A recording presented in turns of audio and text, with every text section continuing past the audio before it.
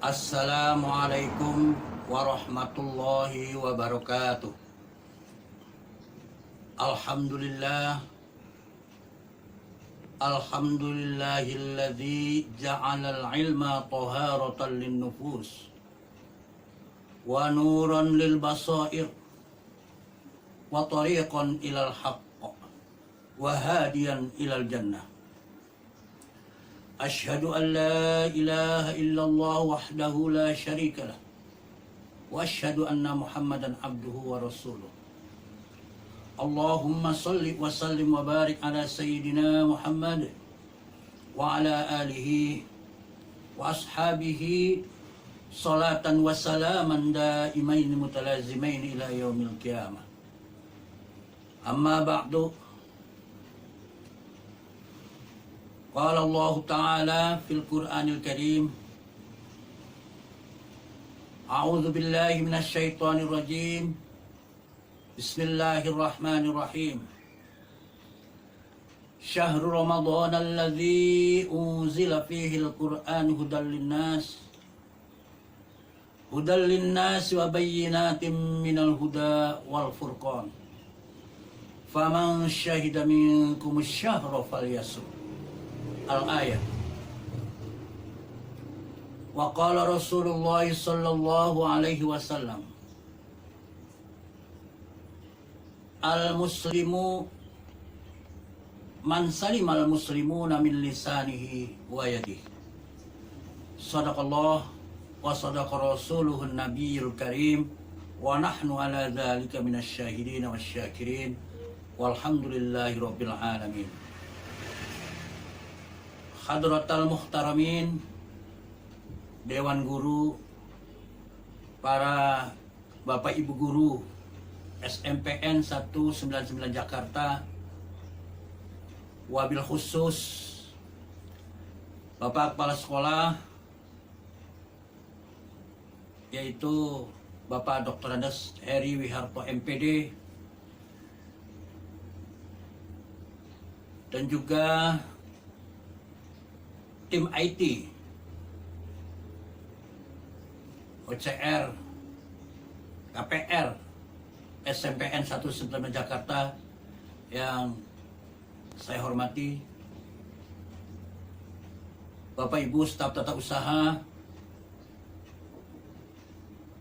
yang saya hormati, wabil khusus para orang tua murid, Bapak Ibu siswa-siswi yang senantiasa setia mendampingi putra-putrinya untuk mengikuti pembelajaran di rumah atau yang disebut dengan home learning, dan juga kegiatan-kegiatan sanlat yang dilaksanakan oleh sekolah. Tentunya selain ucapan terima kasih yang tak terhingga kepada orang tua murid, juga saya secara pribadi menaruh hormat kepada Bapak Ibu yang senantiasa dengan sabar mendampingi putra-putrinya. Spesial anak-anakku siswa-siswi SMPN 199 Jakarta yang Bapak cintai dan juga Bapak banggakan. Syukur alhamdulillah, mari senantiasa kita panjatkan kehadirat Allah Subhanahu wa Ta'ala yang tak henti-hentinya melimpahkan rahmat dan karunia kepada kita, yang tak henti-hentinya mencurahkan nikmat-nikmatnya kepada kita, terutama nikmat Islam wal iman, nikmat sehat wal afiyah, sehingga alhamdulillah sampai saat ini kita masih diberikan kekuatan iman, diberikan kesehatan jasmani rohani, dan juga diberikan kesempatan sehingga kita dapat melaksanakan berbagai aktivitas kehidupan kita, terutama teramat spesial melaksanakan ibadah puasa dan juga melaksanakan tupoksi kita, yaitu belajar mengajar. Anak-anakku, siswa-siswi SMPN 19 Jakarta yang Bapak cintai dan Bapak banggakan. Pada kesempatan yang berbahagia ini, perkenankan Bapak menyampaikan tausiah yang keempat dengan tema golongan orang-orang yang dirindukan surga. Untuk itu, sebagai landasan pembahasan tema kita, mari kita sama-sama simak sebuah hadis Rasulullah Sallallahu Alaihi Wasallam yang berbunyi, qala Rasulullah Sallallahu Alaihi Wasallam, al jannatu mushtaqatun ila arba'ati nafarin, talil Quran wa hafidil lisan wa mut'imil ji'an was-shaimina fi syahr Ramadan. Ai kama qala Rasulullah sallallahu alaihi wasallam. Yang artinya surga merindukan atas 4 golongan manusia. Ada 4 golongan manusia yang dirindukan oleh surganya Allah Subhanahu wa Ta'ala. Yaitu yang pertama, golongan talil Quran. Orang-orang yang suka membaca Al-Quran. Orang-orang yang gemar membaca Al-Quran. Ternyata didambakan, dirindukan, dan dinanti-nantikan oleh surganya Allah Subhanahu wa Ta'ala. Kenapa orang yang gemar membaca Al-Quran demikian hebat, demikian mulianya, sehingga surganya Allah rindu kepadanya? Anak-anakku sekalian, talil Quran atau membaca Al-Quran, fadilahnya sungguh sangat banyak. Selain sebagai salah satu pelaksanaan perintah Allah, sebagai ibadah kepada Allah, juga fadilah atau keutamaan dari talil Quran, qiraatul Quran, itu sungguh sangat banyak. Di antaranya Rasulullah Sallallahu Alaihi Wasallam bersabda, Iqra'ul Quran fa innahu ya'ti yaumal qiyamati syafi'an li ashabi. Ai kama qala Rasulullah sallallahu alaihi wasallam. Bacalah olehmu akan Al-Quran. Fa innahu ya'ti yaumal qiyamah. Maka sesungguhnya bacaan Al-Quranmu itu nanti pada hari kiamat syafi'an li ashabi, akan menjadi penolong bagi si pembacanya. Ketika kita berada di padang mahsyar, ketika di yaumil mizan, yaumil hisab, di saat tidak ada pertolongan dari siapapun, orang yang gemar membaca Al-Quran, disinilah Allah memberikan syafaat, memberikan pertolongan dengan sebab bacaan Qurannya. Dalam hadis lain, keutamaan membaca Quran misalnya ditinjau dari segi pahala. Sungguh ladang pahala yang sangat spektakuler. Kenapa tidak? Karena pahala yang diraih, yang didapat dari membaca Al-Quran itu sungguh luar biasa, sangat banyak. Misalnya diterangkan dalam hadis Rasulullah sallallahu alaihi wasallam,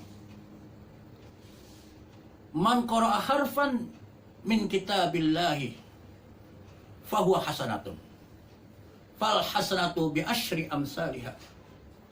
La aqulu alif lam mim harfun, walakin alifun harfun wa lam harfun wa mimun harfun." Kama qala Rasulullah SAW. Yang artinya, barang siapa yang membaca satu huruf saja daripada kitab Allah, yaitu Al-Quran, fahuwa hasanatun, maka dia akan memperoleh satu kebaikan. Dan satu kebaikan itu oleh Allah dibalas dengan 10 pahala. Bi asyri amsalihha. Kata Nabi, aku tidak mengatakan alif lam mim itu satu huruf, tapi alif satu huruf, lam satu huruf, mim satu huruf. Artinya kalau kita membaca alif lam mim, berapa pahalanya? Bisa dihitung sendiri. 10 kali 3 huruf. Kalau kita baca Yasin, sadaqallahul azim, berapa huruf? 2 huruf. Berapa pahalanya? 20. Kalau kita baca lagi misalnya, Qul huwallahu ahad, Allahus samad, lam yalid wa lam yulad wa lam yakul lahu kufuwan ahad. Berapa huruf? Ayo hitung. Berapa pahalanya?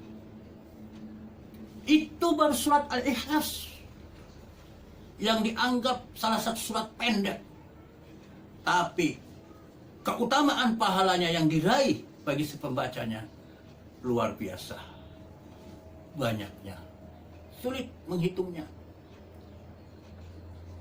Untuk itu, anak-anakku, siswa-siswi SMP N 9 Jakarta, di bulan suci Ramadan yang penuh dengan keutamaan ini, mari kita perbanyak tadarus, perbanyak baca Quran.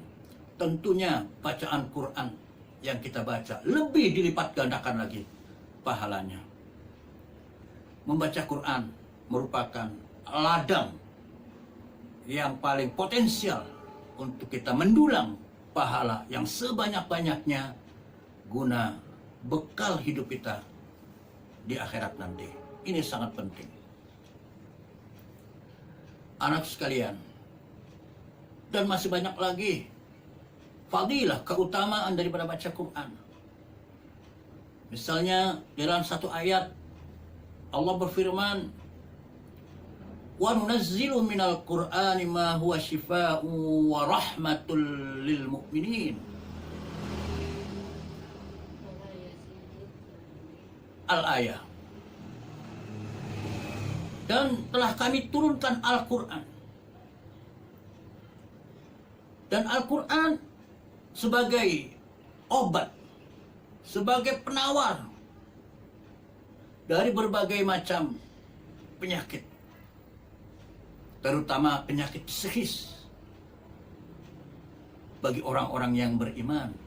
Syifa'un lil mu'minin, bagi orang-orang yang beriman ketika dilanda musibah, ketika dilanda suatu kesedihan.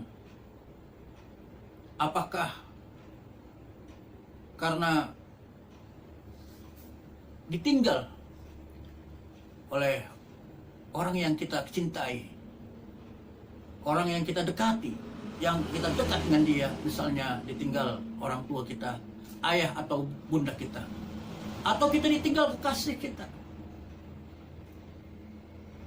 Sakitlah mental kita, sedih, dilanda gundah gulana, maka salah satu obat yang paling mujarab adalah qiraatul Quran, membaca Al-Quran.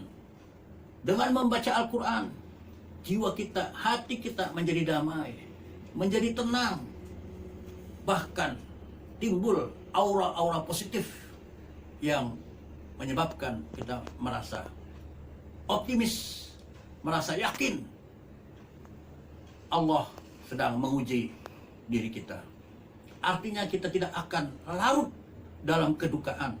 Kita tidak akan larut dalam kesedihan atas musibah itu. Jangan heran kalau kalian melihat misalnya ada orang yang mendapatkan musibah kematian.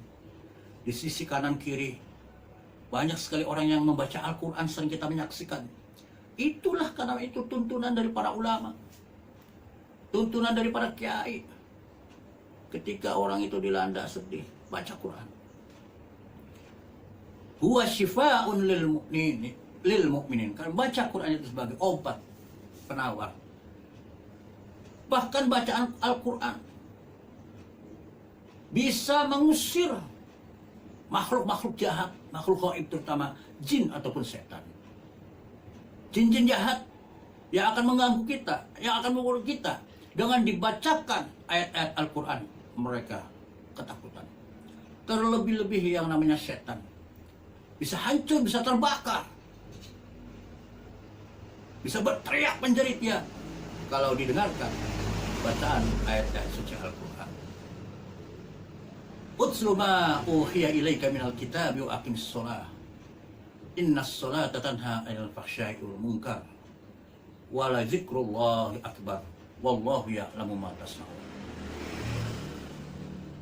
Bacalah wahai Muhammad Al-Quran, wahyu yang telah kami turunkan kepadamu. Wa aqimis shalah, dan dirikanlah salat. Innas sholata tanha 'anil fahsya'i wal munkar. Sesungguhnya salat itu bisa mencegah dari perbuatan keji dan munkar. Wala dzikrullahi akbar. Wallahu ya'lamu ma tasna'un. Dan mengingat Allah, salat dan zikir kepada Allah, itu pahalanya jauh lebih utama dari ibadah-ibadah yang lain. Wallahu ya'lamu ma tasna'un. Dan Allah Maha mengetahui terhadap apa yang kamu kerjakan. Ini surat Al-Ankabut ayat 45. Secara tidak langsung Allah memerintahkan kepada kita untuk membaca Quran. Sungguh beruntung, kata Rasulullah, umatku yang pandai, yang bisa membaca Al-Quran dan mau membacanya.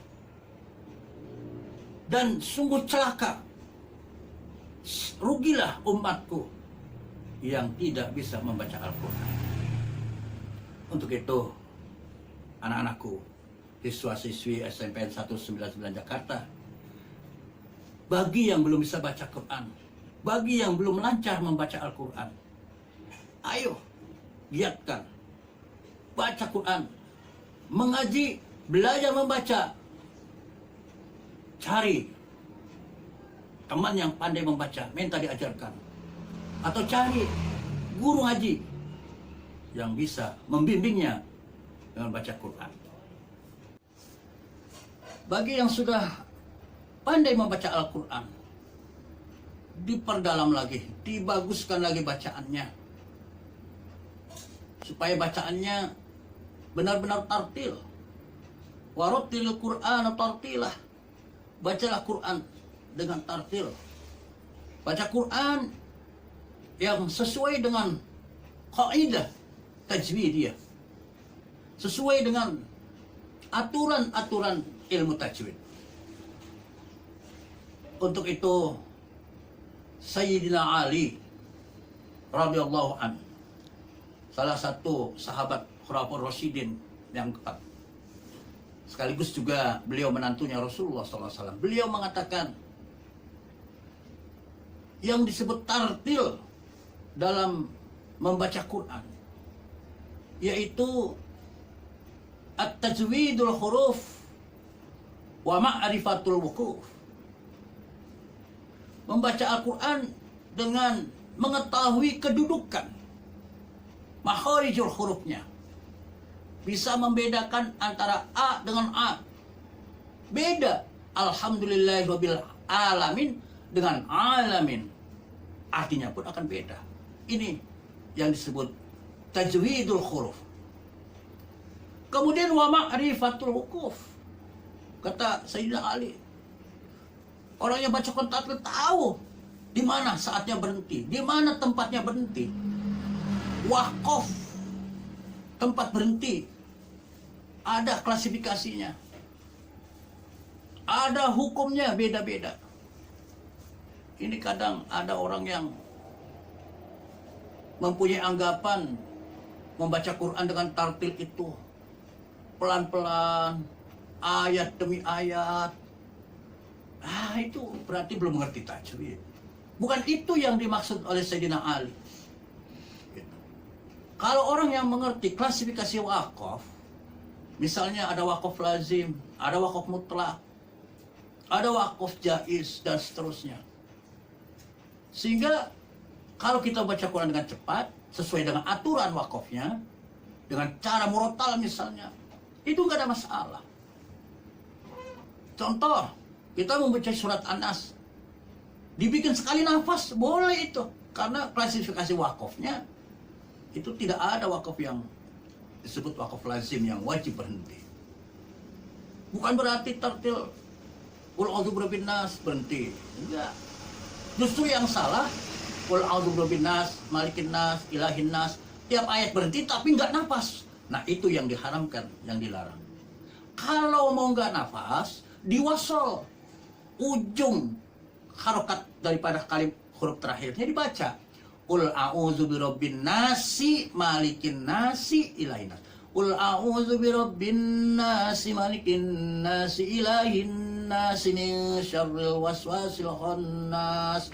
Nafas. Gitu. Nggak boleh qul a'udzu bil falaq min syarri ma khalaq, nggak nafas berhenti. Itu haram. Itu namanya bacaan yang tidak sesuai dengan kaidah tajwidiyah. Surat Al-Fatihah bisa waslul jam'i dari basmalah sampai waladulin sekali nafas. Kalau memang nafasnya kuat boleh. Dibagi dua, bagi tiga. Karena misalnya melakukan sholat sunnah, kayak sholat tarawih misalnya, dipercepat, tidak apa-apa. Bismillahirrahmanirrahim. Alhamdulillahi rabbil alamin. Arrahmanirrahim. Maliki yaumiddin. Iyyaka na'budu wa iyyaka nasta'in. Ihdinas siratal mustaqim. Boleh diwasol, asal benar mewasolnya. Ini yang disebut tartil, bukan Alhamdulillahi rabbil alamin Ar-Rahmanir-Rahim. Ayat per ayat dianggapnya tartil. Tidak. At-tartil huwa at-tajwidul huruf wa ma'rifatul wukuf. Ini pengertian tartil menurut Sayyidina Ali radhiyallahu anhu. Anak sekalian, itulah yang golongan yang dirindukan oleh surganya Allah, yaitu salah satunya orang yang gemar membaca Al-Quran. Yang kedua, wahafidhil lisan. Orang yang dirindukan surga adalah orang yang menjaga lisan, menjaga mulut, menjaga WA. Nah, sekarang mulutnya lewat ketikan di HP. Mulutnya diam tapi di HP lalu WA. Kata-katanya, kalimatnya dijaga.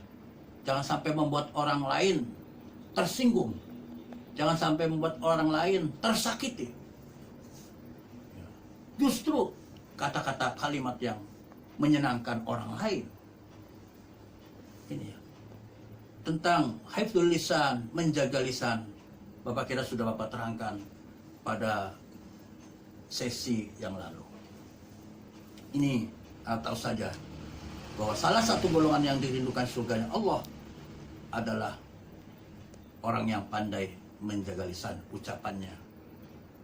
Qaulun ma'rufun wa maghfiratun khairun min sadaqatin yaqtauha ada. Di dalam Al-Quran Allah menegaskan ucapan yang baik dan ampunan, pemaaf itu jauh lebih baik daripada sedekah yang diiringi dengan kata-kata yang menyakitkan. Jadi qaulun ma'ruf, ucapan yang baik. Istilah Al-Quran ada qaulun ma'ruf, ada qaulan karimah, kata-kata yang mulia. Kata-kata yang indah. Ini biasanya ibu guru yang pandai menyusun kata-kata indah. Itu Bu Elvi. Tahu kan Bu Elvi, anak-anakku? Beliau kalau membawa acara itu selalu tidak lepas dari menyampaikan kata-kata indah. Itu kata-kata yang menyejukkan hati. Itu kata-kata yang menyenangkan orang. Kata-kata yang seperti itulah yang mendapatkan pahala dari Allah Subhanahu wa ta'ala. Al-muslimu man salimal muslimuna min lisanihi wa yadihi. Yang dikatakan orang muslim adalah orang yang bisa menyelamatkan muslim-muslim yang lain dari lisannya, dari mulutnya, dari ucapannya, dan juga dari tangannya. Anak-anakku sekalian, yang ketiga, orang yang dirindukan oleh surganya Allah, yaitu Al-Quran wa hifdzan wa mut'imil ji'an. Yang ketiga adalah orang yang suka memberi makan kepada orang yang lapar, memberi sedekah kepada orang yang benar-benar membutuhkan, fakir miskin. Tapi di sini dalam hadisnya wa mut'imil ji'an itu bukan fakir miskin, siapapun yang sedang lapar. Kadang-kadang ada orang kaya juga lapar, kita kasih makan, kita kasih minum. Itu sungguh amalan yang sangat mulia, amalan yang sangat bagus, yang menyebabkan ia dirindukan oleh surganya Allah Subhanahu wa ta'ala. Wa mut'imil ji'an bisa diimplementasikan dalam bentuk memberi buka puasa. Yang pasti orang yang berpuasa itu pasti lapar, pasti haus. Nah, orang yang memberikan buka puasa kepada seseorang ini akan mendapatkan pahala seperti pahalanya orang berpuasa, tanpa mengurangi sedikit pun pahala dari orang yang berpuasa tersebut. Ini salah satu bentuk implementasi daripada mut'imil ji'an, memberi makan kepada orang yang lapar. Golongan orang-orang yang semacam inilah yang didambakan dan dirindukan oleh surganya Allah Subhanahu wa ta'ala. Dan yang terakhir, anak sekalian, orang-orang yang dirindukan oleh surganya Allah yaitu was-shaimina fi syahri Ramadan. Orang-orang yang berpuasa di bulan suci Ramadan. Kenapa orang yang berpuasa di bulan suci Ramadan? Salah satu golongan yang dirindukan Allah karena ibadah puasa. Kalau tidak mempunyai kekuatan iman, kalau tidak mempunyai tekad yang kuat, sungguh salah satu ibadah yang berat.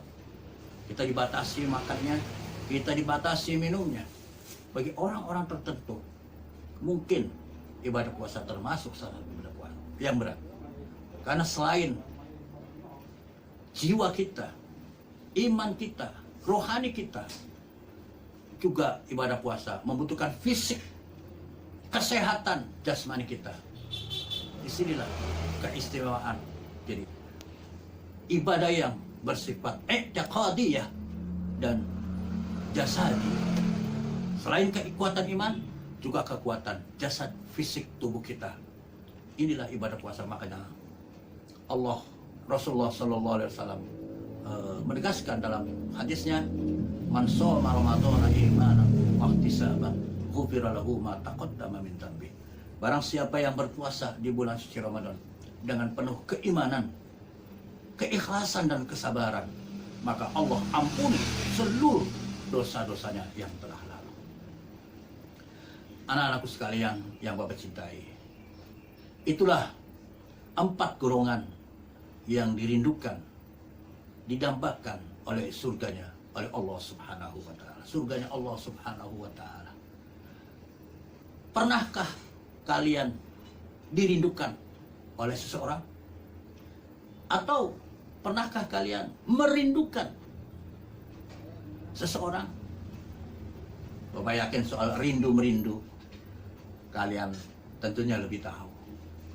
Orang yang dirindukan, orang yang merindukan, ini antara kita dengan surganya Allah Subhanahu wa ta'ala. Insya Allah kita semua mudah-mudahan termasuk salah satu golongan yang dirindukan oleh surganya Allah Subhanahu wa Ta'ala. Itulah golongan orang-orang yang dirindukan surganya Allah Subhanahu wa Ta'ala. Dalam suasana pandemi COVID-19, mari kita perbanyak di rumah saja dengan lebih rajin membaca Quran. Coba Bapak tanya, sudah berapa juz bacaan Qurannya? Sudah berapa surat hafalan Qurannya? Bapak tegaskan kembali nih untuk target bacaan hafalan surat kelas 7 itu harus hafal 13 surat. Dari An-Nas sampai At-Takasur. Kelas 8 harus hafal 18 surat. Dari An-Nas sampai Al-Adiyat. Sampai Al-Zalzalah. Kelas 9 21 surat sampai surat At-Tin. Silahkan itu tugas. Kelas 9 yang hafalannya sukses akan dikasih semacam sertifikat ujian praktek. Karena beberapa siswa kelas 9 semua sebagian besar sudah ujian praktek di awal. Ya, ada ujian praktek pendahuluan. Bapak sudah ada nilainya. Ya, itu akan berikan sertifikat insyaallah. Mari kita perbanyak baca Quran di bulan suci Ramadan ini, dan juga hati kita berhati-hati dalam bertutur kata, berbicara, dan pembicaraan kita adalah mencerminkan, menggambarkan keimanan dan ketakwaan kita. Yang ketiga, yaitu rajinlah bersedekah di bulan suci Ramadan ini. Kalau perlu kita memberi buka puasa kepada orang yang lapar, kepada yang puasa. Ya, dan yang terakhir, mari kita laksanakan ibadah puasa ini dengan penuh keimanan dan keikhlasan, dengan sebaik-baiknya. Kita lakukan puasa, usahakan sampai genap selama bulan suci Ramadan. Mudah-mudahan kita semua senantiasa diberikan kesehatan, diberikan kekuatan lahir dan batin, sehat jasmani rohani, sehingga kita dapat melaksanakan ibadah puasa di bulan Ramadan ini dengan sebaik-baiknya, dan juga dapat melaksanakan aktivitas-aktivitas yang lain dengan aktivitas yang membawa banyak manfaat bagi kita dan juga bagi orang lain.